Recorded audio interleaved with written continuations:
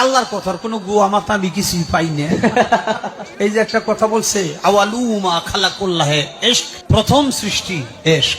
আওয়ালুমা খালাকুল্লাহে মিন নূরি, প্রথম সৃষ্টি নূর। আওয়ালুমা খালাকুল্লাহে আরশ, প্রথম সৃষ্টি আমার আরশ।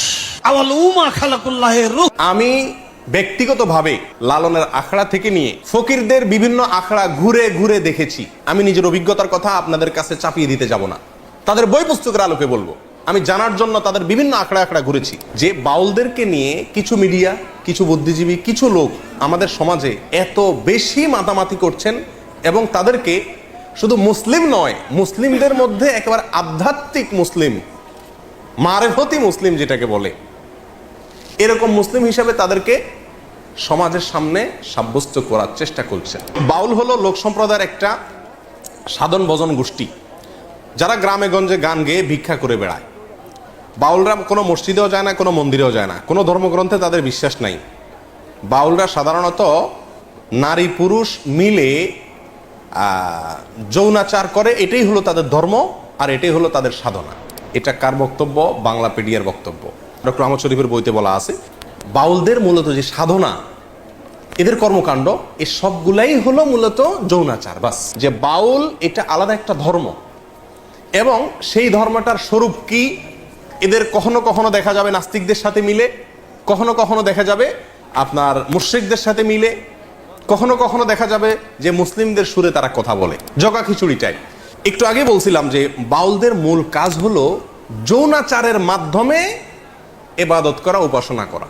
কিরকম যৌনাচারের মাধ্যমে ইবাদত করা, উপাসনা করা? বাউলদের সমস্ত কর্মকাণ্ড হলো দেহকেন্দ্রিক, নিজের দেহকেন্দ্রিক। মাথা থেকে পা পর্যন্ত যে দেহটা আছে না, এই দেহটা নিয়েই সমস্ত ইবাদত বন্দেগী। মসজিদ না, মাদ্রাসা না, কোরআন না, হাদিস না, হজ না, জাকাত না, রোজা না, নামাজ না, কিচ্ছু না। সমস্ত ইবাদত বন্দেগী, সমস্ত সাধনা, সমস্ত ইবাদত উপাসনা সবকিছু হলো এই দেহকে কেন্দ্র করে। প্রত্যেক বাউলদেরই কমপক্ষে একজন সাধন সঙ্গিনী থাকে, মহিলা, যার সঙ্গে বিয়ে হওয়া জরুরি না, আরেকজনের বউ হতে পারে। আমি বলতেছি না, তাদের বই পুস্তকের কথা। পরকীয়া তাদের ধর্মে বৈধ, গাঁজা পান করা তাদের সাধনায় বৈধ। বাউল ধর্মে পরকীয়া প্রেম জায়েজ আছে। আল্লাহর কসম, আমি নিজে যাচাই করে যশোরের এক গ্রামে গিয়ে সন্ধান পাইছি যে এখানে, এমনি অন্য কাজে গেছি, পরে শুনছি যে এখানে আপনার ফকিরদের আখড়া আছে। তো আমি দেখতে গেছি, একদিন না কয়েকদিন। আলহামদুলিল্লাহ, আলহামদুলিল্লাহ ওয়াহদাহ ওয়াসসালাতু ওয়াসসালামু আলা মান লা নাবিয়্যা বা'দাহ, আম্মা বা'দ। প্রশংসা কেবল আল্লাহ সুবহানাহু ওয়া তাআলার জন্য। দরুদ এবং সালাম নাজিল হোক প্রিয় নবী মুহাম্মদ মুস্তাফা সাল্লাল্লাহু আলাইহি ওয়াসাল্লামের প্রতি, তার সকল আলো আসহাবের প্রতি। আজকের এই গুরুত্বপূর্ণ ইসলামী সম্মেলনে সম্মানিত সভাপতি, বিজ্ঞ পরিচালক এবং আমার দিন দরদি দিনী ভাইয়েরা, আল্লাহ সুবহানাহু ওয়া তাআলার দরবারে শুকরিয়া আদায় করছি যে তিনি প্রায় বছরখানেক পরে আবার আপনাদের সামনে বসে দ্বীনের কিছু কথা, কোরআন ও সুন্নাহর কিছু কথা আপনাদের সামনে আরজ করার তৌফিক দিয়েছেন। সেই সাথে শুকরিয়া আদায় করছি এই ক্যাম্পের যে সমস্ত ভাইদের অক্লান্ত পরিশ্রমের ফসল হিসাবে প্রোগ্রাম এতদূর পর্যন্ত এসেছে এবং যারা আমাকে এখানে কথা বলার সুযোগ করে দিয়েছেন, আল্লাহ তাআলা তাদের সকলকে জাযায়ে খায়ের দান করেন। প্রিয় দিনী ভাইরা, আজ আমি আপনাদের সামনে যে বিষয়টি নিয়ে আলোচনা করতে চাই সে বিষয়টা হলো বাউলদের ধর্মবিশ্বাস, বাউল ফকিরদের ধর্মবিশ্বাস এবং তাদের জীবনাচার। প্রিয় দিনী ভাইরা, আমাদের সমাজে বাউল বা ফকির এই শ্রেণীর, এই নামে এক শ্রেণীর লোক আছে। দেশের দক্ষিণাঞ্চলে এই বাউলদের পরিমাণ একটু বেশি হলেও বিভিন্ন এলাকাতেই বাউলদেরকে পাওয়া যায়। তো এই বাউলদের সম্পর্কে আমাদের অনেকের পরিপূর্ণ ধারণা নাই যে এদের ধর্ম আসলে কি, এরা কি মুসলিম কিনা। সাধারণত আমাদের সমাজের মানুষ জানে বাউলরা সবাই কি মুসলিম। শুধু মুসলিমই না, আমাদের সমাজের একটা বিশেষ শ্রেণী চেষ্টা করে এই বাউলদেরকে মুসলিমদের খুব আফার ক্লাসের একেবারে গোড়ার মুসলিম হিসাবে প্রমাণ করার। এবং সেজন্য আপনারা জানেন বাউলদের যে গানগুলো আছে, বাউল গান আছে না, এই বাউলদের গান কবিতাগুলোর মধ্যে প্রচুর পরিমাণ আরবি শব্দের ব্যবহার আছে। ইসলামের অনেক পরিভাষা সেখানে ব্যবহার করা হয়েছে। আর এটা দেখে আমরা অনেকেই তাদেরকে মুসলিম হিসাবে মনে করি। এবং শুধু মুসলিমই নয়, মুসলিমদের মধ্যে একেবারে আধ্যাত্মিক মুসলিম, আধ্যাত্মিক একেবারে মুসলিমদের মানে একেবারে গোড়ার গভীরের মুসলিম, এটা আমাদের সমাজের একটা শ্রেণীর লোক বাউলদেরকে মনে করে। এবং শুধু তাই নয়, এই বাউলদেরকে মনে করা হয় এরা বিরাট বড় ওলি, এক একজন আল্লাহর অনেক বড় কি ওলি। বাউলদের মধ্যে সবচাইতে আলোচিত ব্যক্তি হলেন লালন শাহ। এই লালন শাহ যে তাকে যেখানে মাটি দেওয়া আছে কুষ্টিয়ার, এই জায়গাটাকে একসময় বলা হতো লালনের আখড়া। এরপরে ওই আখড়া না বলে ওটার নাম পরিবর্তন করে এখন বলা হচ্ছে ওইটাকে লালনের মাজার। কি বলা হয় এখন? মাজার, ইসলামী পরিভাষা। এবং এই আখড়ায় সর্বকালে গাঞ্জা টাঞ্জা খাওয়া হইতো। এখন দেশের অনেক মানুষ সেখানে মান্নত করে, সিন্নি দেয়, ইত্যাদি ইত্যাদি করে। প্রিয়দিনী ভাইরা, বিশেষ করে দক্ষিণাঞ্চলে কুষ্টিয়া, যশোর, মেহেরপুর, চুয়াডাঙ্গা, ঝিনাইদহ এই সমস্ত এলাকাতে একটু বেশি, অন্যান্য এলাকাতেও আছে। অনেক গ্রামাঞ্চলে মানুষ এই বাউল ফকির যারা, তাদের কাছে যায় বাচ্চা কাচ্চার অসুস্থ হলে, কোনো অসুবিধায় পড়লে তাদের কাছ থেকে বিভিন্ন পড়া টড়া নিয়ে আসে। যায় কি যায় না? শুধু তাই নয়, বাউলদের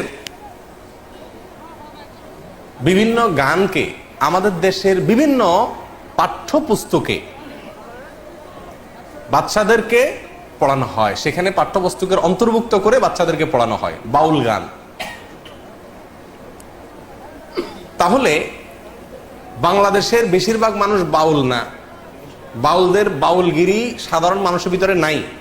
কিন্তু যে কোনো ভাবে হোক সমাজে এটাকে মুসলমানদের একটা ধারা, মুসলমানদের একটা গ্রুপ হিসাবে সাব্যস্ত করার জন্য একটা শ্রেণী দীর্ঘদিন থেকে চেষ্টা করে আসছে। শুধু তাই নয়, আপনারা অনেকেই হয়তো জেনে থাকবেন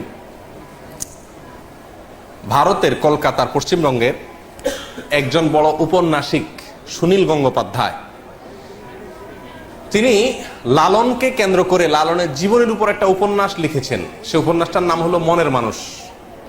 এই মনের মানুষ উপন্যাসটা, এটার আলোকে এটাকে স্ক্রিপ্ট হিসাবে নিয়ে একটা সিনেমা তৈরি করা হয়েছে কয়েক বছর আগে। সিনেমার নামও কি? মনের মানুষ। এই সিনেমাটা, এই ফিল্মটা তৈরি করেছেন, এটার পরিচালনা করেছেন কলকাতার গৌতম ঘোষ। এবং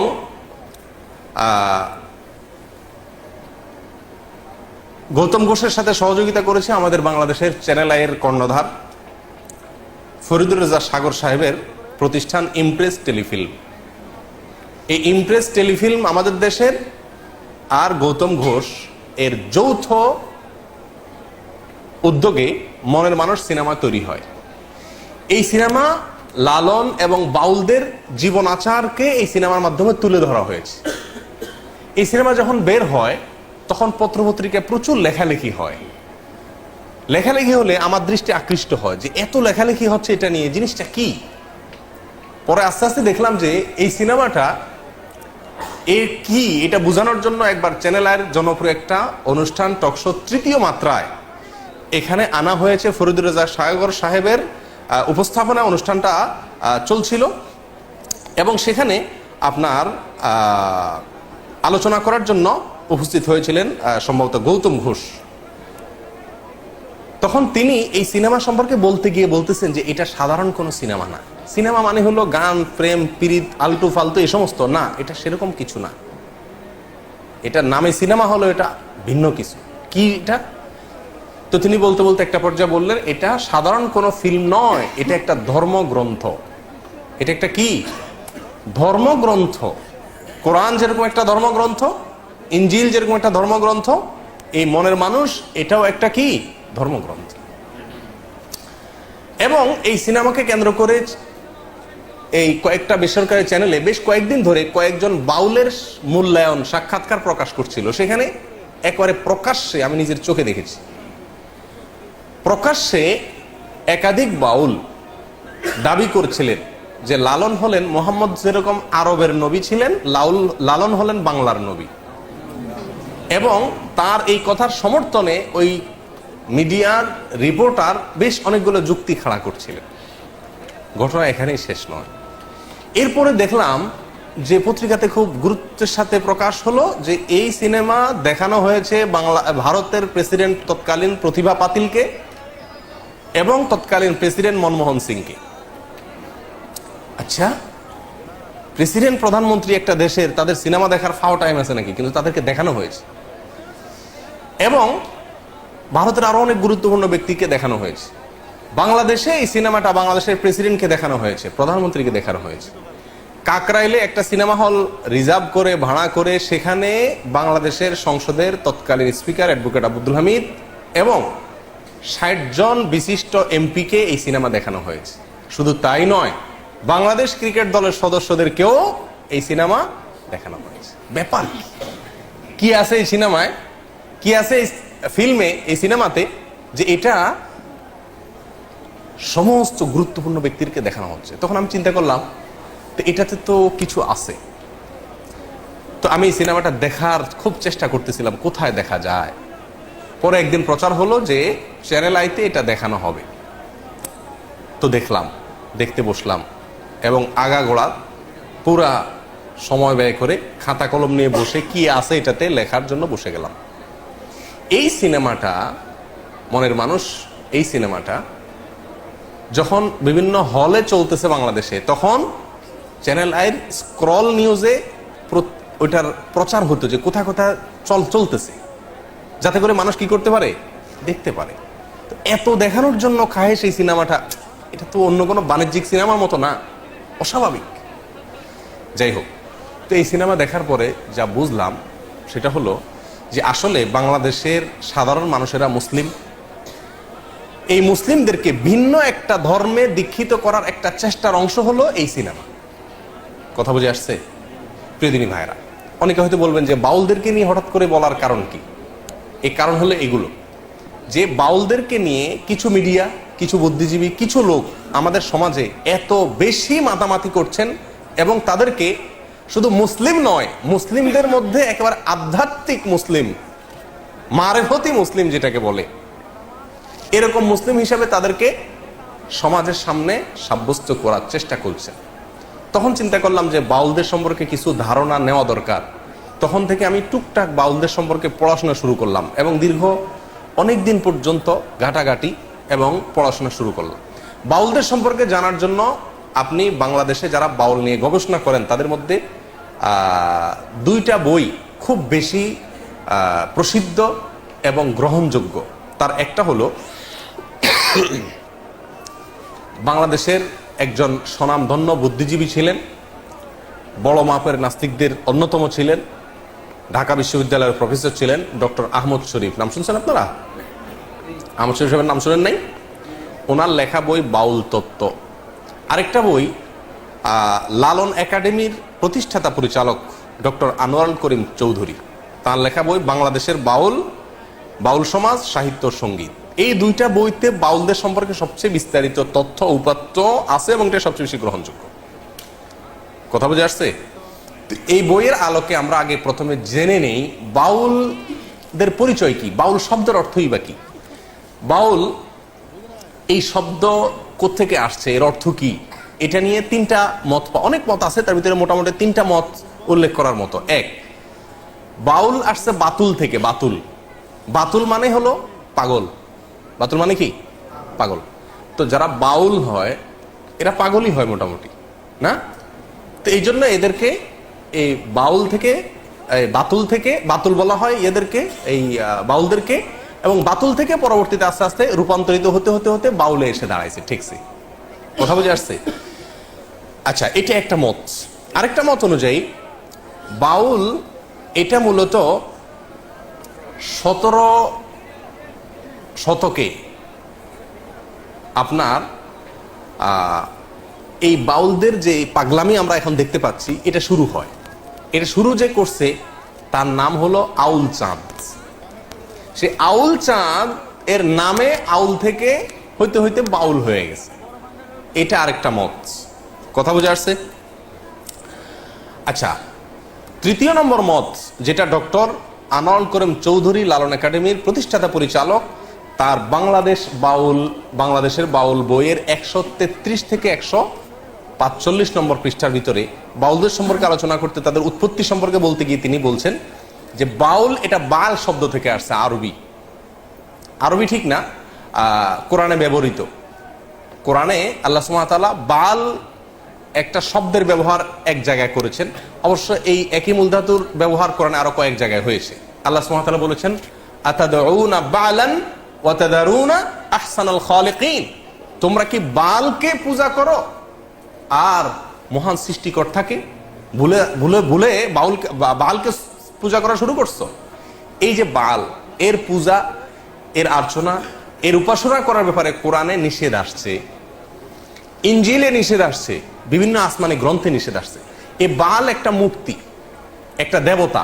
এই দেবতা সিরিয়া, ফিলিস্তিন এই অঞ্চলে, কারো কারোর মতে পারস্য এই অঞ্চলে এই দেবতার উপাসনা হতো হাজার হাজার বছর আগ ধরে। এবং কোরআনে, ইনজিলে এই দেবতার উপাসনা করার ব্যাপারে ভৎসনা করা হয়েছে।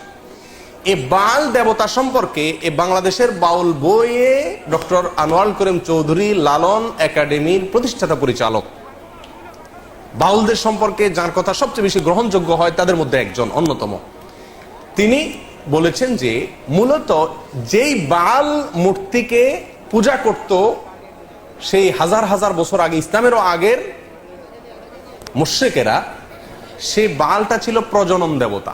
কি ছিল এটা? প্রজনন দেবতা। বুঝেন তো? এই প্রজনন দেবতা হওয়ার কারণে বাউলদের যে কর্মকাণ্ড এগুলো সবগুলাই যৌনাচার কেন্দ্রিক ম্যাক্সিমাম। সেই জন্য ওই বাল মূর্তির নামানুসারে বাউল বলে এই বাউল ধর্মের লোকদেরকে বা বাউল দর্শন লোকদেরকে নামকরণ করা হয়েছে। কথা বুঝে আসছে? এই গেল বাউল শব্দের উৎপত্তি। সংক্ষেপে আমরা বাউলদের পরিচয় সম্পর্কে জানি। বাংলাপিডিয়াতে আছে, বাউল হলো লোক সম্প্রদায়ের একটা সাধন ভজন গোষ্ঠী যারা গ্রামে গঞ্জে গান গেয়ে ভিক্ষা করে বেড়ায়। বাউলরা কোনো মসজিদেও যায় না, কোনো মন্দিরেও যায় না, কোনো ধর্মগ্রন্থে তাদের বিশ্বাস নাই। বাউলরা সাধারণত নারী পুরুষ মিলে যৌনাচার করে, এটাই হলো তাদের ধর্ম আর এটাই হলো তাদের সাধনা। এটা কার বক্তব্য? বাংলাপিডিয়ার বক্তব্য। শুধু বাংলাপিডিয়ার বক্তব্যই নয়, বাংলাদেশের বাউল বইতে আপনার একই কথা ডক্টর আহমদ শরীফের বইতে আরো স্পষ্ট করে একেবারে সরাসরি ডক্টর আহমদ শরীফের বইতে বলা আছে যে বাউলদের মূলত যে সাধনা, এদের কর্মকাণ্ড, এই সবগুলাই হলো মূলত যৌনাচার। বাস কি সেটা বিস্তারিত আমরা পরে আসছি। প্রিয়দিনী ভাইরা, এই বাউলদের সম্পর্কে আমরা এখন জানবো তাদের কিছু বৈশিষ্ট্য, তাদের কিছু কর্মকাণ্ড। শেষে গিয়ে তাদের ধর্ম নিয়ে বিস্তারিত আলোচনা করবো ইনশাআল্লাহ বিদিনিল্লাহ। বাংলাদেশে মুসলমানদেরকে একটা ধর্মের লোক মনে করা হয়, হিন্দুদেরকে রাষ্ট্রীয়ভাবে স্বীকৃত একটা ধর্মের লোক মনে করা হয়, খ্রিস্টানদেরকে একটা ধর্মের লোক মনে করা হয়, বৌদ্ধদেরকে একটা ধর্মের লোক মনে করা হয়, নাস্তিকদেরকেও ধর্মীয় দৃষ্টিকোণ থেকে একটা গ্রুপের লোক মনে করা হয়। কিন্তু বাউলদেরকে আমাদের সমাজ, রাষ্ট্র, আমরা মুসলিম হিসেবেই জানি। কিন্তু আজকের আলোচনা থেকে আপনি পরিষ্কার হয়ে যাবেন যে বাউল এটা আলাদা একটা ধর্ম এবং সেই ধর্মটার স্বরূপ কি, এদের কখনো কখনো দেখা যাবে নাস্তিকদের সাথে মিলে, কখনো কখনো দেখা যাবে যে আপনার মুশরিকদের সাথে মিলে, কখনো কখনো দেখা যাবে যে মুসলিমদের সুরে তারা কথা বলে, জগা খিচুড়ি টাইপ। যাই হোক, বাউলদের যে সাধনা, আসেন তাদের কাজ কি, এই কাজ সম্পর্কে একটু জানার চেষ্টা করি। একটু আগে বলছিলাম যে বাউলদের মূল কাজ হলো যৌনাচারের মাধ্যমে ইবাদত করা, উপাসনা করা। কিরকম যৌনাচারের মাধ্যমে ইবাদত করা, উপাসনা করা? বাউলদের সমস্ত কর্মকাণ্ড হলো দেহ কেন্দ্রিক, নিজের দেহ কেন্দ্রিক। মাথা থেকে পা পর্যন্ত যে দেহটা আছে না, এই দেহটা নিয়েই সমস্ত ইবাদত বন্দেগী। মসজিদ না, মাদ্রাসা না, কোরআন না, হাদিস না, হজ না, জাকাত না, রোজা না, নামাজ না, কিচ্ছু না। সমস্ত ইবাদত বন্দেগী, সমস্ত সাধনা, সমস্ত ইবাদত উপাসনা সবকিছু হলো এই দেহকে কেন্দ্র করে। কথা বুঝে আসছে? এবং তারা বলে যে দেহই হলো পরম সম্পদ, আর দেহেই সৃষ্টিকর্তা আছে। দেহেই কি আছে? সৃষ্টিকর্তা আছে। ডক্টর আহমদ শরীফের হুবহু তার ভাষা হলো এরকম, কামাচার বা মিথুনাত্মক যোগ সাধনাই হলো বাউল পদ্ধতি। এবং এই দেহকে কিভাবে তারা সাধনা করে তার একটা স্বরূপ আসছে এই বইগুলাতে। যেমন বাউলরা আপনার তাদের একাধিক সেবা দাসী থাকে, কম বয়সী মেয়ে থাকে, এবং প্রত্যেক বাউলদেরই কমপক্ষে একজন সাধন সঙ্গিনী থাকে, মহিলা, যার সঙ্গে বিয়ে হওয়া জরুরি না, আরেকজনের বউ হতে পারে। আমি বলতেছি না, তাদের বই পুস্তকের কথা। পরকীয়া তাদের ধর্মে বৈধ, গাঁজা পান করা তাদের সাধনায় বৈধ। তো এই বাউলরা তাদের সাধনার পদ্ধতি হলো, একজন ব্যক্তি পুরুষের সাধনা করে, তার জন্য একটা মহিলা লাগে। এবং তারা মনে করে এই সাধনাটা কখন হয়? যখন এই পুরুষ এবং মহিলা ব্যভিচারে লিপ্ত হয় এবং তাদের অর্গাজম হয়, ঠিক ওই সময় নাকি সৃষ্টিকর্তা হাজির হয়ে যায়। বুঝে আসছে কথা? বাস, যত বেশি এটা করতে পারবে তত বেশি সে কি পারবে, সে সাধনা করতে করতে একেবারে সফল হয়ে যাবে। সিদ্ধ পুরুষ বলে তারা, সফল পুরুষ হয়ে যেতে পারবে যত বেশি সে এই যৌনাচার করতে পারবে এবং দেহ নিয়ে তথাকথিত সাধনা করতে পারবে। বাউলদের অনেক গান আছে যে গানের অর্থ আমরা জানি না।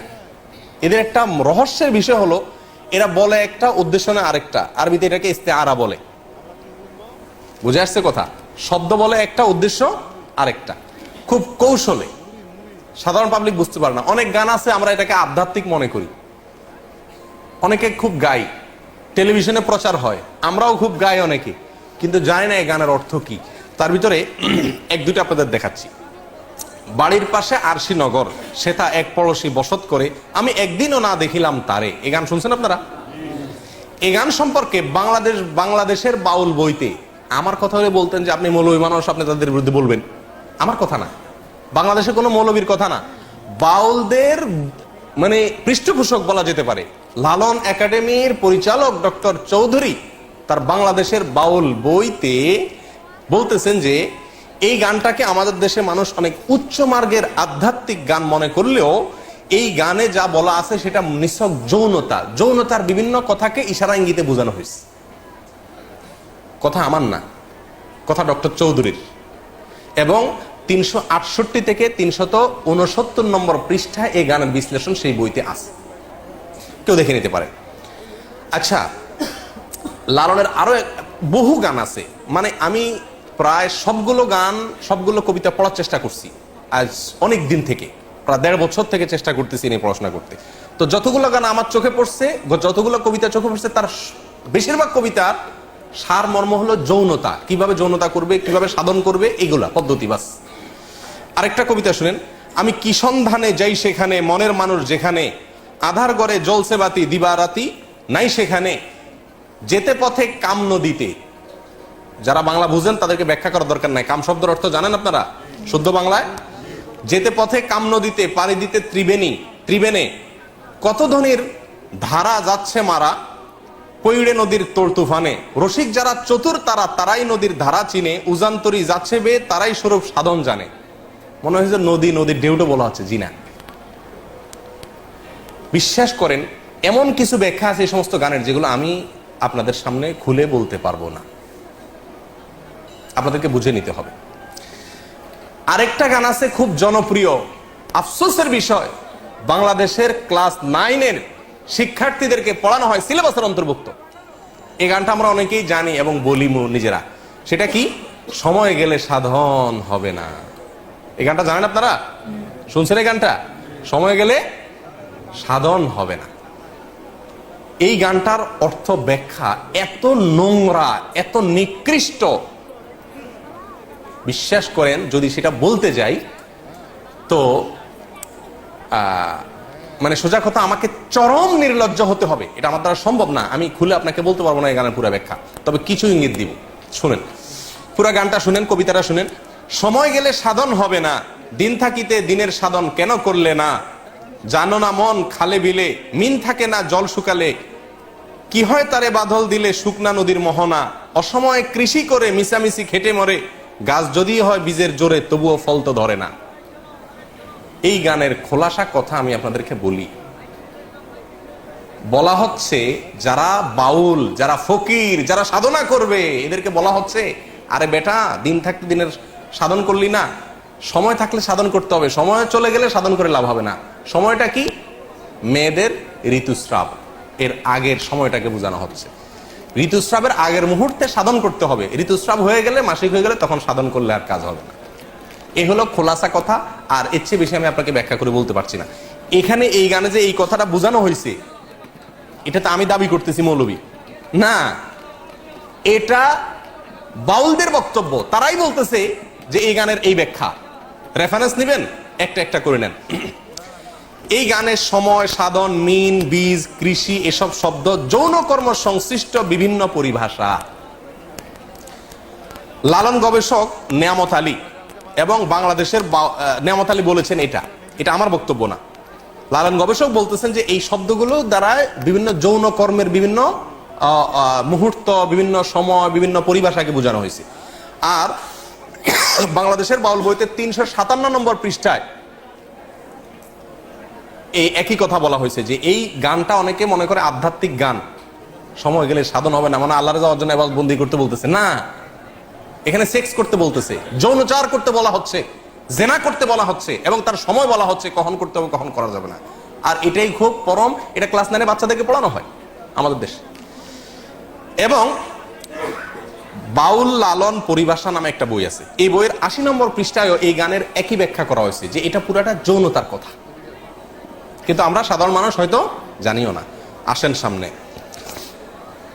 বাউল সাধনা সম্পর্কে আমাকে মাফ করবেন, এমন কিছু কর্মকাণ্ড তাদের আছে যেগুলো আমি না বললে আপনারা বুঝবেন না, বলতে হবে, আমাকে একটু বেহায়া হতে হবে। আমাদের দেশে মানুষ জানে না, অনেকে, ম্যাক্সিমাম লোক। আমি ব্যক্তিগতভাবে লালনের আখড়া থেকে নিয়ে ফকিরদের বিভিন্ন আখড়া ঘুরে ঘুরে দেখেছি। আমি নিজের অভিজ্ঞতার কথা আপনাদের কাছে চাপিয়ে দিতে যাব না, তাদের বই পুস্তকের আলোকে বলবো। আমি জানার জন্য তাদের বিভিন্ন আখড়া আখড়া ঘুরেছি। এইবার দেশে গিয়ে আমি কুষ্টিয়াতে গেছি, আমার উদ্দেশ্য ছিল লালনের আখড়া যাওয়া, দেখা সেখানে, এবং শুধু শোনা কথা বা পড়া কথারও বিশ্বাস না করে নিজে চোখে দেখা। তাদের আখড়া যদি কেউ যেয়ে থাকেন, ফকিরদের তারা তথাকথিত জিকির করে যেগুলাতে, এগুলোতে আপনারা দেখবেন পুরুষের সাথে একজন নারী লাগে, অন্ধকার হইতে হয়, এবং গাঁজা তো প্রয়োজনই হয়, এবং বাকি কি কাজগুলো হয় সেগুলো বই থেকে শুনেন, আমার অভিজ্ঞতা থেকে না শুনে। দেখুন, বাউল ধর্মে পরকীয়া প্রেম জায়েজ আছে। আল্লাহর কসম, আমি নিজে যাচাই করে যশোরের এক গ্রামে গিয়ে সন্ধান পাইছি যে এখানে, এমনি অন্য কাজে গেছি, পরে শুনছি যে এখানে আপনার ফকিরদের আখড়া আছে। তো আমি দেখতে গেছি, একদিন না কয়েকদিন পরে জানতে পারছি যে এক মহিলা আছে, তার স্বামীও আছে, কিন্তু সবাই জানে এই মহিলা সারাদিনই জেনা করে তার ওই সাধন সঙ্গীর সাথে, বাউলদের সাথে। এবং কোন কোন মহিলার তো সংসার শেষ, আবার অনেক পুরুষও করে যারা বাউল। এটা তাদের ধর্মের গুরুত্বপূর্ণ কাজ, জেনা করা। সারাদিন জেনাটাই ইবাদত বাস, এবং জেনার মানে মূল মুহূর্ত যেটা, সেই মুহূর্তেই নাকি স্রষ্টা হাজির হয়ে যায়। প্রিয়দিনী ভাইরা, বাউলরা মনে করে, আপনারা হয়তো অনেকে প্রথম শুনছেন, শুনে রাখেন, বাউলদের দৃষ্টিতে মানুষের শরীরের বিভিন্ন রোগ বালাই ভালো হওয়ার জন্য একটা বিরাট বড় ওষুধ হলো মেয়েদের রস পান করা। রস বুঝেন কি? না, রজ বলতে দুইটা জিনিস, এক হলো কুমারী মেয়ের প্রথম মাসিকের রক্ত, আরেকটা হলো পুরুষদের যেরকম উত্তেজনার কারণে বীর্য বের হয়, মেয়েদের যে পদার্থটা আসে এটাকে রজ বলে। এই রজ এটা পান করলে কোনো রোগ বালাই আর শরীরে থাকে না, এটা বাউলদের বিশ্বাস। আরো শুনবেন, তারা বলে রোগ থেকে মুক্ত হওয়ার জন্য, বিভিন্ন রোগ থেকে, বড় বালা মুসিবত অসুখ বিসুখ থেকে ভালো হওয়ার জন্য নিজের মুখ এবং মেয়েদের স্তনের দুধ পান করলে রোগ ভালো হয়। আরো শুনবেন, তারা বলে সমস্ত রোগ থেকে সর্বরোগের ঔষধ একসাথে যদি পাইতে চান তাহলে কি করতে হবে? মল, মূত্র, রজ এবং বীর্য, মল, মূত্র, রজ এবং বীর্য, এগুলা সবগুলা মিক্স করে একটা ঔষধ বানায় তারা, নাম হলো প্রেম ভাজা। ঔষধের নাম কি? প্রেম ভাজা। এটা খাইলে আর কোনো রোগ থাকে না। প্রিয়দিনী ভাইরা, আপনারা অনেকে হয়তো বলবেন যে এগুলা গল্প আর কি। আপনি আল্লাহি বাস্তবতা খবর নিয়ে দেখেন, আর খবর নেওয়ার দরকার না, আমি আপনাকে বই পুস্তক থেকে বলছি, তাদের বই পুস্তক থেকে, তাদের ধর্মগ্রন্থ থেকে, তাদের ধর্মীয়, তাদের আচার এবং তাদের সংস্কৃতি, কালচার, এই সংক্রান্ত যে সমস্ত বই পুস্তক আমাদের সমাজে প্রতিষ্ঠিত, গ্রহণযোগ্য, অথেন্টিক, এই সমস্ত বই পুস্তকে লেখা আছে। তার ভিতরে বাংলাদেশে বাউল বইয়ের 350 থেকে 382 নম্বর পৃষ্ঠায় এই কথাগুলো উল্লেখ আছে। কথা বুঝে আসছে ভাই? আমাদের দেশে অনেক মানুষ না জেনে এই ফকিরদের কাছে চিকিৎসার জন্য যায়, ছেলেবেলে অসুখ হলে যায় না, কি ওষুধ দেয় এটা ওই শয়তান জানে, আর শয়তানকে যে শয়তানে শিখাইছে সেই শয়তান হয়তো জানে, আল্লাহ সুবহানাহু ওয়া তাআলা জানে, আমরা অনেকে জানিও না। আমাদের দেশের নাস্তিকরা বাউলদেরকে খুব পছন্দ করে, একটা মজার বিষয়। কারা পছন্দ করে? নাস্তিকরা কোনো ধর্মকে পছন্দ করে না, কিন্তু বাউলদেরকে খুব পছন্দ করে। ডক্টর আহমদ শরীফ নাস্তিকদের গুরু, বাউলদের নিয়ে বই লিখছেন এবং বিরাট বিশ্লেষণ করেছেন, তাদের ঐতিহ্য তুলে ধরেছেন। শুধু তাই নয়, বাংলাদেশের যারা নাস্তিক, সেকুলার, এরা সবসময় বাউলদেরকে প্রমোট করে। লালনের আখড়ায় 50 জন গাঁজা খাইছে, এটাকে সমস্ত মিডিয়া বা অনেক মিডিয়াতে খুব ফলাও করে প্রকাশ করে, আজকে লালনের এখানে ওরস হইতেছে, ওরস, গাঁজা খাইছে। লক্ষ লক্ষ মানুষের মাহফিল হয়, লক্ষ লক্ষ মানুষের ভালো কোনো কাজ হয়, সেটা কোনো মিডিয়াতে প্রচার করে না। কিন্তু ওই আখড়ায় গাঁজা খাইছে কয়েকটা, সেটারে সারাদিন টেলিভিশন নিউজে বলে। কেন নাস্তিকরা এত পছন্দ করে কেন? এর কারণ হলো এই বাউলদের তাদের যে কর্মকাণ্ড, এই কর্মকাণ্ড করে খোলাসা কথা কয়েকটা পয়েন্ট। নাম্বার 1 যেটা বললাম, দেহ নিয়ে সাধনা। দেহ নিয়ে সাধনা মানে যৌনতা, সোজা বাংলা। নাম্বার 2, আপনার যত নোংরা, বিষ্ঠা, নাপাক পৃথিবীর কোন ধর্মের মানুষরা যেগুলোকে পাক মনে করে না, হালাল মনে করে না, এই সমস্ত জিনিসগুলোকেও তারা শুধু হালাল আর পাকই না, এগুলা বিরাট ঔষধ মনে করে। লালনদের, বাউলদের একটা গ্রুপ আছে যাদেরকে বলা হয় নেড়ার ফকির। কি বলা হয়? নেড়ার ফকির। নেড়ার ফকির, নেড়ার ফকির মানে বুঝেন? নেড়ার ফকির মানে হলো, নেড়া শব্দের অর্থ হলো যার কোনো ঘর সংসার নাই। নেড়ার ফকির মানে যাদের কোনো কি নাই, ঘর সংসার। ম্যাক্সিমাম বাউলদের কোনো বিয়ে হয় না, এরা বিয়েতে বিশ্বাস করে না। সাধারণ সঙ্গিনী হইলেই হলো, যে কারোর বউ হইলেই হলো, বিয়ের দরকার হয় না, এবং তারা বিয়ে করে না। তাদের মূল কথা হলো ইসলাম পালন করার জন্য মক্কাতে যাওয়ার দরকার নাই, মদিনা যাওয়ার দরকার নাই, আল্লাহ রাসূল সব এই দেহের ভিতরে আছে, শুধু দেহ নিয়ে সারাদিন পড়ে থাকলে চলবে।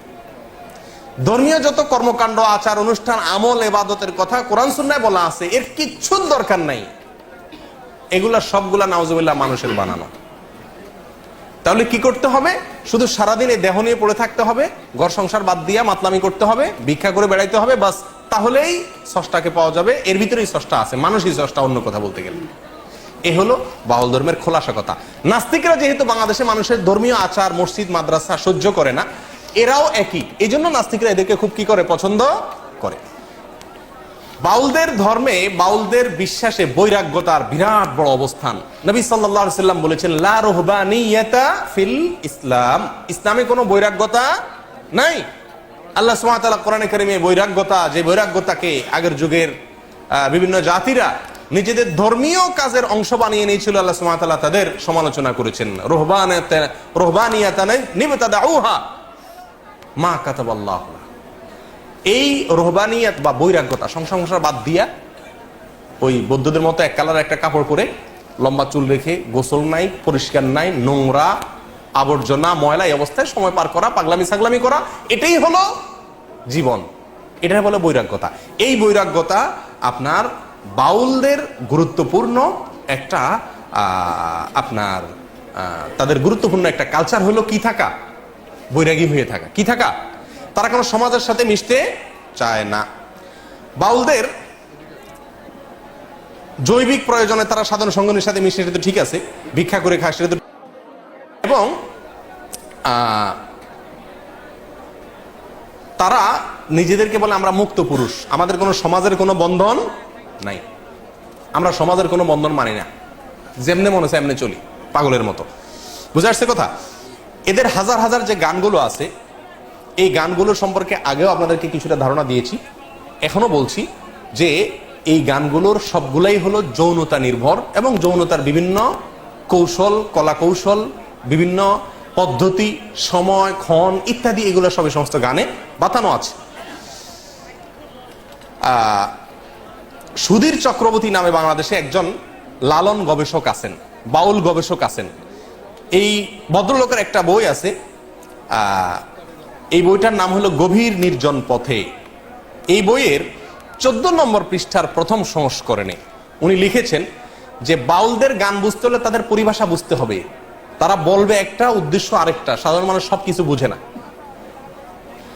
তো উনি উপমা দিতে গিয়ে বোঝাইছেন যে যেমন আমাবস্যা মানে নারীর ঋতুকাল, যখন মাসিক হয় ওইটার আমাবস্যা। লালনদের কোনো গানে যদি আমাবস্যা হয় তাহলে বুঝবেন নারীর ঋতুকালকে বোঝানো হচ্ছে।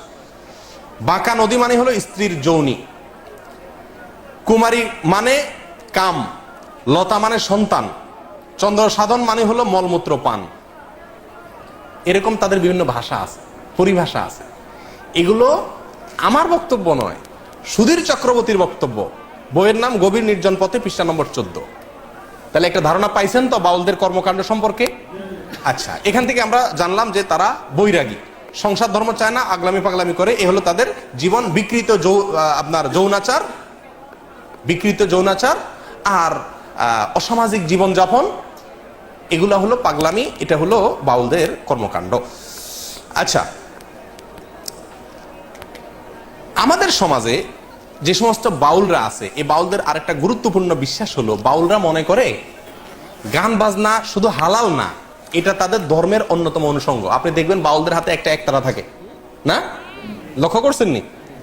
একতারা বাজাবে আর গান গাবে, আপনার সাধনের নামে যৌনতা করবে, ভিক্ষা করে খাবে, গাঞ্জা খাবে।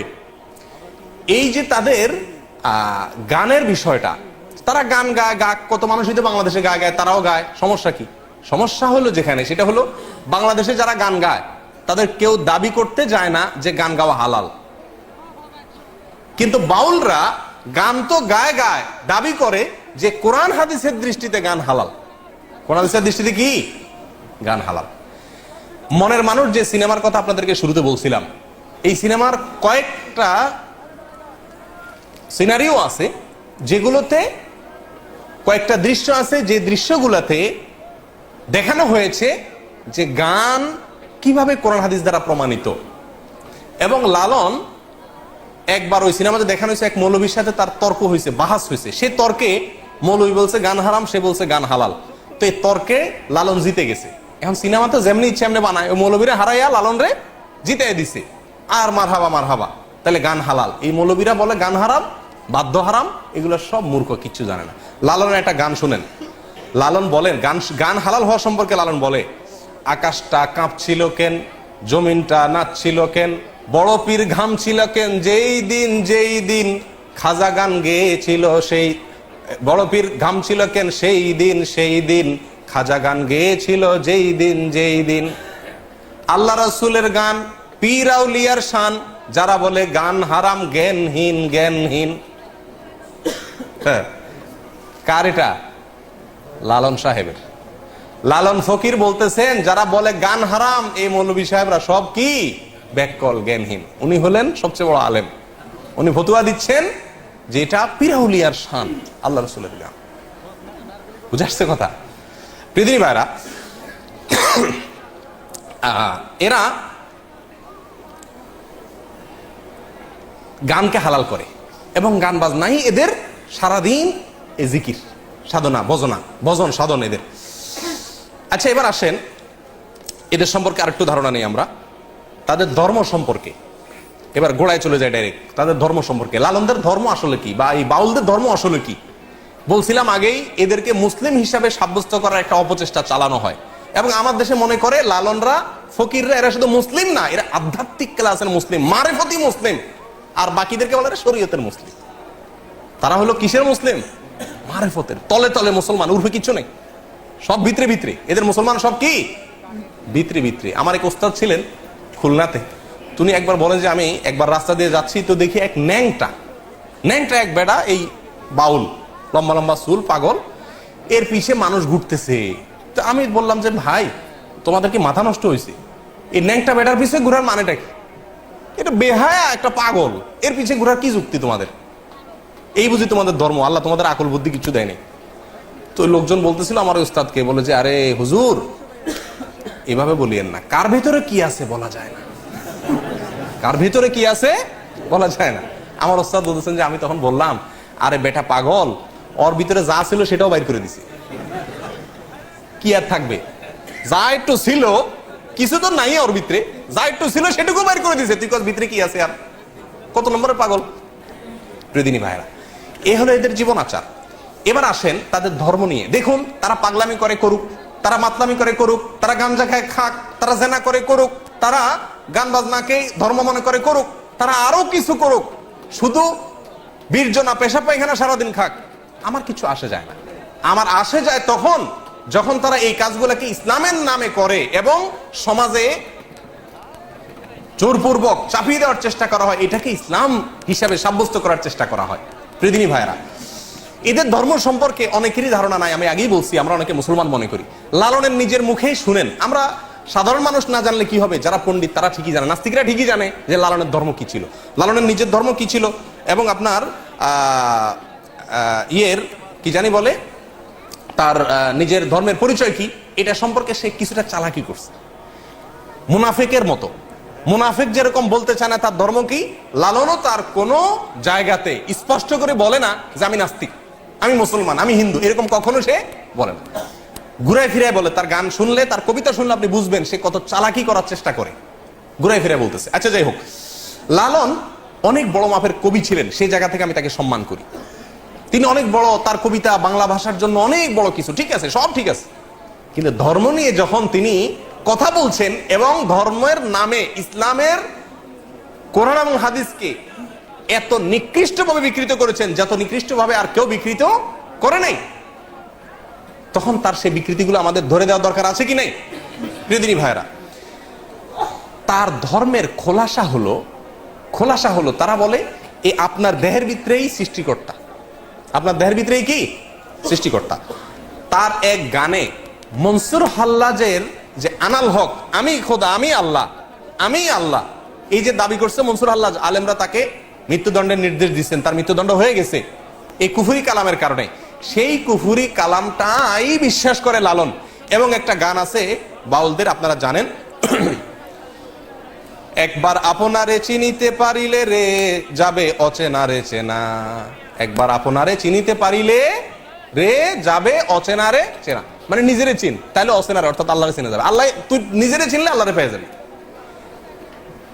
আরবিতে একটা প্রবাদ আছে, নাউজুবিল্লাহ, অনেকে এটাকে হাদিস হিসাবে পেশ করে, সেটা হলো যে মান আরাফা নাফসাহু ফাকাদ আরাফা রব্বাহু। এই ওইটারই বাংলা অর্থ হলো এই কুফরি কালাম, অর্থাৎ যে ব্যক্তি নিজেকে চিনবে সে আল্লাহকে চিনে ফেলবে। এই কথা শুনতে ভালো শোনা যায়, কিন্তু উদ্দেশ্য হলো ওই নিজের ভিতরেই আল্লাহ আছে, বাইরে কোথাও যাওয়ার দরকার নাই। আচ্ছা, যাই হোক, এবার লালন নিজের যে কবিতার মাধ্যমে তার ধর্মের পরিচয় দিছে, আসেন তার মুখেই শুনি।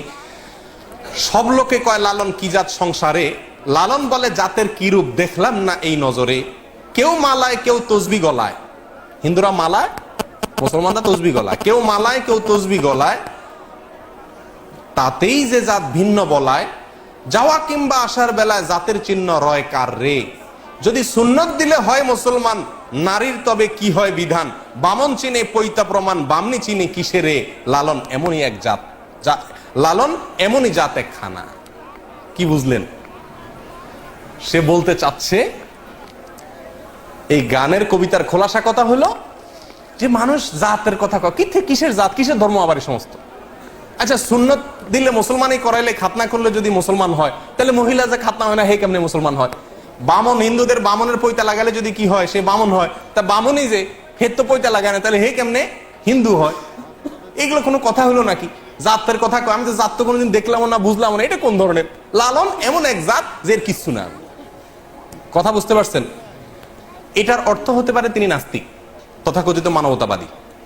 যাই হোক, তার আরেকটা গান শোনেন, কবিতা, কালী কৃষ্ণ গড খোদা কোন নামে নাহি বাধা। কালী কৃষ্ণ গড খোদা, কারণ সবই তো নিজে, নাম যাই দেন দেন, সমস্যা নেই। কালী বললেও ঠিক আছে, কৃষ্ণ ঠিক আছে, গডও ঠিক আছে, খোদাও ঠিক আছে, কোন নামে নাহি বাধা। মন কালী কৃষ্ণ গড খোদা বলো রে।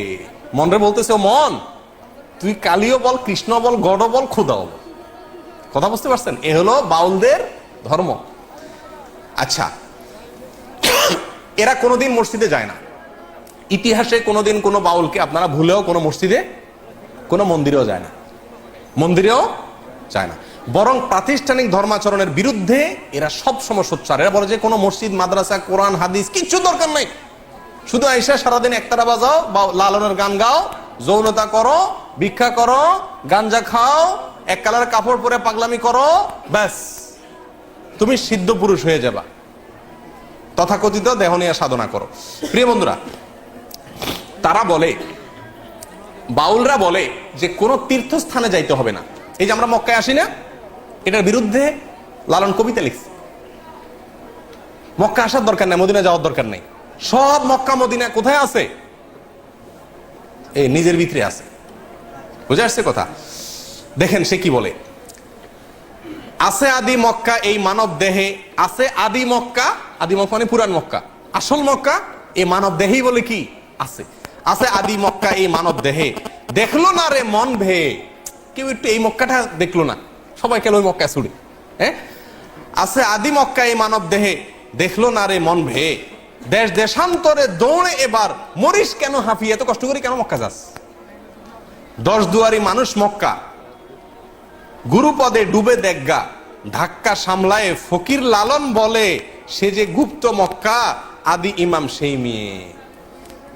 কথা বুঝছেন তো? সব মক্কা কোথায় আছে? ভিতরে আছে, এই দুনিয়া ঘুরে ওখানে যাওয়ার একটা অনর্থক, লালন বলে। আচ্ছা, নাউজুবিল্লাহ, প্রত্যেক মানুষই সৃষ্টিকর্তা, প্রত্যেক মানুষই আল্লাহ, এটা তার ওই আনাল হক যে জিন্দিগি বক্তব্য, সেই বক্তব্য তার কবিতায় আসছে। দেখেন, মনসুর হাল্লাজের আনাল হক যে আছে, আমি সত্য, এটাকেই তারা বিশ্বাস করে। চণ্ডীদাসের একটা কবিতা আছে, আপনারা অনেকে জানেন, সবার উপরে মানুষ সত্য, তাহার উপরে নেই। সবার উপরে মানুষ সত্য, তার। আমরা বলি লা ইলাহা ইল্লাল্লাহ, মানে কি? আল্লাহ ছাড়া কোনো সত্য মাবুদ নাই। পৃথিবীতে সত্য যদি থাকে, আল্লাহর অস্তিত্বের উপরে কোনো সত্য আর নাই। সবচেয়ে বড় মহাসত্য হলো আল্লাহর অস্তিত্ব, না? আর এরা বলতেছে সবার উপরে মানুষ সত্য, তাহার উপরে নাই। এসব গজল, এই সমস্ত গান, কবিতা অনেক সময় আমরা মজা করে বলি, জানি না এটার অর্থ কি। সবার উপরে মানুষ সত্য, তাহার উপরে নাই, অর্থাৎ কি আল্লাহ, গড, ইয়া, এক এক ধর্ম মানুষ এক একটা বলে, নাউজুবিল্লাহ, এগুলো সবই বাতিল, কোনটারই অস্তিত্ব নাই। আসলে হলো মানুষের অস্তিত্ব, মানুষই খোদা, মানুষই আল্লাহ, মানুষই মক্কা, মানুষই সব, ব্যাস, মানুষের সৃষ্টিকর্তা, নাউজুবিল্লাহ। এবং এই মানুষই যে সৃষ্টিকর্তা, এর সপক্ষে দেখেন কবিতা আছে লালনের, ও যার আপন খবর আপনার হয় না, একবার আপনারে চিনিতে পারিলে রে, যাবে অচেনারে চেনা, যাবে অচেনারে চেনা। লালনের গান, কবিতা। অর্থাৎ আপনারা চিনলেই অচেনারে চেনা যাবে, অর্থাৎ ওই সৃষ্টিকর্তা চেনা যাবে। আপনার ভিতরে, নিজের ভিতরে কি আছে? সৃষ্টিকর্তা আছে। যেই রূপের সাই বিরাজ করে দেহ ভুবনে, গুরুর দয়া যারে হয় সেই জানে, উপর নিচে সারি সারি 9.5 দরজা তারি, লালন কয় যেতে পারি কোন দরজা খুলে ঘরে। হ্যাঁ, এটা একটা যৌনতার গান। 9.5 দরজা বলতে মেয়েদের শরীরের 7টা অঙ্গকে বোঝানো হয়েছে, আমার বক্তব্য নয়। যে বইগুলো বলছি এই বইগুলোর বক্তব্য। কোরআন সুন্নাহ নিয়ে সন্দেহ, কোরআন নিয়ে সন্দেহ। লালনের কোরআন নিয়ে গান শুনেন আপনারা, মুসলমান মনে করেন, আধ্যাত্মিক পুরুষ মনে করেন, মারিফতের প্রাণ পুরুষ মনে করেন, সেখানে মাজার মনে করেন, সেখানে গিয়ে সিন্নি দেন, মান্নত করেন, তাকে মুসলমানদের একেবারে গোড়ার মুসলমান মনে করেন, খাঁটি ধার্মিক মনে করেন। কোরআন সম্পর্কে কি বলে সে দেখেন তার কবিতা। সে বলে, কি কালাম পাঠালেন আমার সাই দয়াময়, এক এক দেশের এক এক ভাষা কয় খোদা পাঠায়, এক যুগে পাঠায় কালাম অন্য যুগে হয় কেন হারাম, এমনি দেখি ভিন্ন তামাম ভিন্ন দেখা যায়, যদি একই খোদার হয় রচনা। এই অংশ ভালো করে শুনেন, যদি একই খোদার হয় রচনা তাতে তো ভিন্ন থাকে না, মানুষের সকল রচনা তাতেই তো ভিন্ন হয়। নাউজুবিল্লাহ। কথা বুঝছেন? এই গানের কথা বুঝছেন? কি বুঝাতে চাইছে? বলে যে যুগে যুগে এক এক নবীর কাছে এক এক আসমানি কিতাব আসছে না, একটাতে হালাল বলা হয়েছে, আরেকটাতে বলা হয়েছে কি হারাম। তো সে বলতে চাচ্ছে যদি এক আল্লাহই পাঠাবে তাহলে সবগুলা কি হবে? একরকম হবে। একটাতে এক যুগে হালাল আর এক যুগে হারাম কেন হয়? কথা বুঝছেন? কত বড় মূর্খ একজন ডাক্তারও তো এক রুগীরে এক ওষুধ দেয় আবার চেঞ্জ করে দেয়। এই ওষুধ কয়দিন চলবে, এরপরে অন্য ওষুধ খাইতে হবে। ডাক্তার জানে সময় অনুযায়ী পরিবর্তন হয়। আল্লাহ সুবহানাহু ওয়া তাআলা এক এক যুগে এক এক বিধান দিয়েছেন। লিকুল্লিন শিরআতুম মিনহাজা, প্রত্যেক নবীকে আল্লাহ তাআলা কি দিয়েছেন? আলাদা আলাদা শরীয়ত দিয়েছেন। সে বলতেছে এক এক নবীর এক এক বিধান কেন? যদি আল্লাহর হইতো তাহলে তো ভিন্ন হইতো না। এই জন্য সে বলতেছে আপনার যদি একই খোদার হয় রচনা তাতে তো ভিন্ন থাকে না, মানুষের সকল রচনা তাই তো ভিন্ন হয়। এগুলো সব মানুষের লেখা।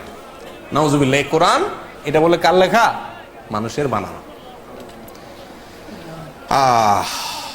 এক এক দেশের এক এক বাণী, পাঠান কি সাই গুণমণি, মানুষের রচিত জানে লালন ফকির কয়। এই শয়তান বলে এগুলো সব কার রচনা? মানুষের রচনা। আর সে বলে মুসলমান না শুধু, মারেফতের বিরাট উচ্চাঙ্গের আউলিয়া পীর। হ্যাঁ, আল্লাহুল মুস্তাআন। আচ্ছা, তার আরেক গানের ভিতরে দেখা যায় সে বলছে যে আল্লাহ এবং রাসূল এক, আল্লাহ রসুল আলাদা কিছু না। নাউজুবিল্লাহ। এটা আমাদের দেশে অনেক মাজারিরাও বলে। আল্লাহকে বুঝে তোমার অপর লীলা, আল্লাহ কে বুঝে তোমার অপর লীলা, কে বুঝে তোমার অপার লীলে, তুমি আপনি আল্লাহ ডাকো আল্লাহ, তুমি নুরি ছিলে ডিম্ব অবতরী, সাকারে সৃজন পড়লে ত্রিভুবন, আকারে চমৎকার ভাব দেখালে, নিরাকার নিগম ধ্বনি, তাও তো সত্য সবাই জানি, তুমি আগমের ফুল নিগমের রাসূল, আদমের ধরে জান হইলে, আত্মতত্ত্ব জানে যারা, সায়ের নিগুড় লীলা দেখছে তারা, নিরঞ্জন অকথ্য সাধন লালন খুঁজে বেড়ায় বন জঙ্গলে। পুরা গানের খোলাসা কথা হইল আল্লাহ একবার আকার ধরে নবীর সুরত ধরে আসে দুনিয়াতে, আবার নিরাকার হয়ে যায়, আবার আদমের ঘাড়ে মানুষ হয়ে আদমের রূপ ধরে আল্লাহ আসে। অর্থাৎ এরাই আল্লাহ। নাউজুবিল্লাহ। আলাদা কিছু নেই। কথা বুঝে আসছে? এরপর আরেকটা গানের 2 লাইন শুনেন মাত্র। সেখানে সে বলতেছে, কেন জিজ্ঞাসিলে খোদার কথা দেখায় আসমানে, কেন জিজ্ঞাসিলে খোদার কথা দেখায় আসমানে, আসেন কোথায় স্বর্গপুরে কেউ নাহি সন্ধান জানে। আল্লাহর কথা বললে কয় আসমানে আছে। আর রহমান আল্লাহর সিস্তাওয়া, আল্লাহর কথা বললে বলে আসমানে আছে সবাই। বলে যে কেউ আজ পর্যন্ত দেখছে, কেউ জানছে নাই, বুয়া। নাউজুবিল্লাহ। এই হলো বাউলের ধর্ম। নবীদের সম্পর্কে ধারণা দেখেন, নবীদের সম্পর্কে তারা কি বলে? নবী না চিনিলে সে কি খোদার ভেদ পায়, চিনিতে বলেছেন খোদে সেই দয়াময়, কোন নবী হইল অফাত, কোন নবী বান্দার হায়াত, কোন নবী মারা গেছে, কোন নবী মারা যায় না, জীবিত আছে এখনো। বুঝছেন? নিহাজ করে জানলে নিহাজ যাবে সংশয়, যে নবী পারের কান্ডার জিন্দা সে 4 যুগের উপর, হায়াতুল মুরসালিন নামে তার জন্য, তার সেই জন্য কয়। যে নবী আজ সঙ্গে তোরে চিনে মন তার দাওনা ধরো, লালন বলে পরের কারো সাথ যদি রয়, নবী না মানে যারা মুআহেদ কাফের তারা, সেই মুআহেদ দায়মাল হবে বেহিসাব দোজখে যাবে, আবার তারা খালাস পাবে লালন কয় মোর কি হয় জানি। এটার শেষ লাইনটাতে বোঝানো বলা হচ্ছে যে নবীরে অস্বীকার করলে তারা কাফের, লালন বলতেছে দোজখে যাবে বলতেছে, তো এরা দোজখে সাহবে আবার চলে আসবে জান্নাতে। কাফেররা অনন্ত অসীমকাল জাহান্নামে থাকবে না নবীর অস্বীকার করলে। আর সে বলতেছে কি আবার তারা খালাস পাবে। তার গানে বলতেছে এরা আবার কি পাবে? দেখেন, শুধু ফতোয়া দিচ্ছে না, কে জান্নাতে যাবে কে জাহান্নামে যাবে, কি হবে না হবে, কে আল্লাহ কে রসুল, সব সে বলতেছে। এ হলো এদের ধর্ম। পৃথিবী ভাইরা, এদের কালিমা, লালনদের এই বাউলদের কালিমা আছে। এদের কালিমা কি জানেন? এদের কালিমা সম্পর্কে ধারণা নেওয়ার জন্য শুনেন তাহলে। সুধীর চক্রবর্তীর ব্রাত্য লোকায়তন বইয়ের, ব্রাত্য লোকায়ত লালন বইয়ের 2য় সংস্করণে 4 থেকে 95 নম্বর পৃষ্ঠায় আছে। যে লালন শাহর অনুসারীদের মধ্যে একটা অংশ একবার 1986 সালে সরকারের পক্ষ থেকে লালনের আখড়া এটার তদারকি করার জন্য কুষ্টিয়া ভার্সিটির একজন প্রফেসরকে সরকার দায়িত্ব দিয়েছে যে আপনি লালনের যে আখড়াটা আছে যেটা মাজার বলে এটা আপনি দেখাশোনা করেন, এখানে যা যা লাগে আপনি করেন। তখন তিনি ওখানে কোরআন খানের ব্যবস্থা করছে, ওই যে মাজারে যেগুলো হয় বেদাতি কাজ, তো কোরআন খানিটা নিয়ে এগুলোর ব্যবস্থা করছে। ইসলামিক কিছু কাজ কাম চালা দিছে, ওয়াজ মাহফিল কোরআন খানি এগুলো চালা দিছে। দিলে তখনকার কুষ্টিয়া জেলা প্রশাসকের কাছে যে তাদের একটা দল 1986 সালে, এই ঘটনা লেখা আছে কোন বইতে বলছিলাম, সুধীর চক্রবর্তীর লেখা ব্রাত্য লোকায়তন লালন 4 থেকে 95 নম্বর পৃষ্ঠার ভিতরে এই ঘটনার উল্লেখ আছে। এখানে আপনার এরা যায় ইয়ের কাছে, জেলা প্রশাসকের কাছে বলতেছে যে আমাদের এখানে লালনের এটা হলো আমাদের মক্কা মদিনা, এটা হলো আমাদের তীর্থভূমি, এখানে কোরআন তেলাওয়াত মুসলমানদের কর্মকাণ্ড এটা দারুণ অপমান আমাদের জন্য। আমাদের ধর্ম ইসলামও না হিন্দুও না, আর আমাদের কালেমা ভিন্ন। কি তোমাদের কালেমা? তারা বলে যে আমাদের কালেমা হলো লা ইলাহা ইল্লাল্লাহ লালন রাসূলুল্লাহ। বই নম্বর বললাম, পৃষ্ঠা নম্বর বললাম, সালের কথা বললাম, এবং একটা বই নয় 4-5টা বইতেই এই একই ঘটনার পুনরাবৃত্তি উল্লেখ আছে। প্রিয়দিনী ভাইরা, এই হলো বাউল ধর্ম, এ হলো লালনদের ধর্ম, এ হলো ফকিরদের ধর্ম। এর সাথে ইসলামের কোনো ন্যূনতম সম্পর্ক আছে কিনা এটা বোঝার জন্য কোনো আলেম হওয়ার, কোনো পণ্ডিত হওয়ার, কোনো শেখ হওয়ার, মুফতি হওয়ার প্রয়োজন নেই। সাধারণ মানুষই খুব সহজে বুঝতে পারে যে এদের এই সমস্ত জীবনাচারের সাথে, এই সমস্ত বিশ্বাসের সাথে ইসলামের ন্যূনতম কোনো সম্পর্ক থাকতেই পারে না। যারা আল্লাহর অস্তিত্বকে অস্বীকার করে, যারা আল্লাহর রসুলকে এক বলে, যারা মানুষকেই সৃষ্টিকর্তা বলে, যারা মানুষের মধ্যেই সৃষ্টিকর্তা আছে বলে, যারা জেনা করাটাকেই সবচেয়ে বড় ইবাদত মনে করে, জেনা করার চরম মুহূর্তটাকেই তারা ইবাদতের চরম মুহূর্ত মনে করে, যারা গাঞ্জা খাওয়াটাকে তাদের ধর্মীয় কাজের গুরুত্বপূর্ণ অংশ মনে করে, কোরআন এবং সুন্নাহ সম্পর্কে তাদের যে কবিতা গানগুলো আছে সেগুলোর কথা আপনারা শুনলেন, এগুলোকে যারা ধর্ম মনে করে, এই সমস্ত লোকেরা কোনোভাবে মুসলমান হতে পারে? কিন্তু আমাদের দেশে তাদেরকে শুধু মুসলমান মনে করে না, পানি পড়ার জন্য তাদের কাছে যায়, ফকিরদের কাছে, তাদের কাছে আশ্রয় নেয়, নেয় কি নেয় না? আল্লাহ তাআলা আমাদের সকলকে এদের এই সমস্ত ভণ্ডামি, এদের এই সমস্ত মুনাফিকি, এদের এই সমস্ত 2 নাম্বারিকে আল্লাহ তাআলা আমাদের দেশের মানুষকে বুঝার তৌফিক দান করেন। লালনদের আকীদা এবং বিশ্বাস, তাদের ধ্যান এবং ধারণা এ সম্পর্কে বিস্তারিত অনেক সময় নিয়ে আলোচনা করা দরকার, কিন্তু অত সময় আমাদের হাতে নাই। সংক্ষেপে যেটুকু বললাম তার সামারিও মোটামুটি বলে দিয়েছি যে এদের ধর্মটা বা এদের দর্শনটা, এদের জীবনাচারটা কি, তার একটা চিত্র আপনাদের সামনে নিশ্চয়ই ফুটে উঠেছে। অতএব এই তাদের আসল পরিচয়, আসল রহস্য, আসল কর্মকাণ্ড এটা আমাদের দেশের প্রত্যেকটা মানুষ জানুক, জানা দরকার আছে। তারপরে মানুষ লালনকে গ্রহণ করে বর্জন করে সাধারণ মানুষের উপর আমরা ছেড়ে দিতে পারি। আমাদের দেশে জোর করে চাপিয়ে দেওয়ার চেষ্টা বারবার করা হয়। ক্লাস 9-এর বইতে লেখা বাচ্চাদের পড়ানো হচ্ছে সময় গেলে সাধন হবে না, যৌনতার কবিতা। মাসিক থাকতে যৌনাচার করতে হবে, না হলে সাধন হবে না মাসিক আসার আগে। এই কবিতারে পড়ানো হচ্ছে ক্লাস 9-এ বাচ্চাদেরকে আধ্যাত্মিক কবিতা হিসেবে। এবং এই কবিতার এই ব্যাখ্যা আমি আপনাদেরকে আগেই বলেছি, এটা আমার ব্যাখ্যা নয়, এটা ডক্টর আহমদ শরীফের ব্যাখ্যা, এটা ডক্টর আনোয়ার করিম চৌধুরীর ব্যাখ্যা, এটা সুধীর চক্রবর্তীর ব্যাখ্যা, এটা লালন পণ্ডিতদের ব্যাখ্যা, লালন একাডেমির কর্তাদের ব্যাখ্যা, আমাদের সাধারণ মৌলভী সাহেবদের ব্যাখ্যা নয়। অতএব আল্লাহ তাআলা এদের এই সমস্ত চক্রান্ত থেকে, শয়তানি থেকে আল্লাহ তাআলা আমাদেরকে হেফাজত থাকার তৌফিক দান করেন। কেন মনের মানুষ সিনেমাকে ভারতের প্রেসিডেন্ট প্রধানমন্ত্রীকে দেখানো হয়েছে? কেন মনের মানুষ সিনেমা আমার দেশের প্রেসিডেন্ট প্রধানমন্ত্রী দেখানো হয়েছে? কেন মনের মানুষ সিনেমাটাকে সিনেমা বানায়া কাকালে হল রিজার্ভ করে 60 জন এমপিকে, জাতীয় ক্রিকেট দলের সমস্ত খেলোয়াড়দেরকে, জাতীয় সংসদের স্পিকারকে দেখানো হয়েছে? কেন এটা নতুন সিনেমা টিভিতে ফ্রি দেখানো হচ্ছে? কেন কোন হলে চলতেছে তার অ্যাড্রেস টিভিতে সারাদিন প্রচার করা হচ্ছে? তার রহস্য এখন বুঝছেন তো? এটাকে একটা ধর্ম, এই ধর্ম বাংলাদেশে প্রতিষ্ঠা করতে চায় কিছু লোক, কিছু নাস্তিকরা।